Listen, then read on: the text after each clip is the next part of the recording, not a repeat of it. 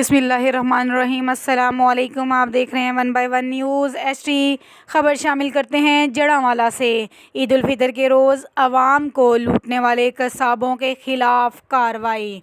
Chief officer बल्दिया मोहम्मद आरफ वड़ाइच का बल्दिया अमला के हमरा पेश। महंगा गोश्त बेचने वाले कसाबों को 1,27,000 जुर्माना, जबकि 3 के ख़िलाफ़ FIR दर्ज। किसी को भी ईद उल फितर की आड़ में अवाम की जेबों पर डाका डालने की इजाज़त नहीं देंगे।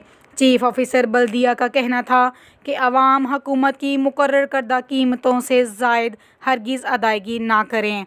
महंगा गोश्त फ़रोख्त करने वाले कसाबों के ख़िलाफ़ कार्रवाई में इंक्रोचमेंट इंस्पेक्टर सफदर अनवर और इनकी टीम भी चीफ ऑफिसर के हमरा थी।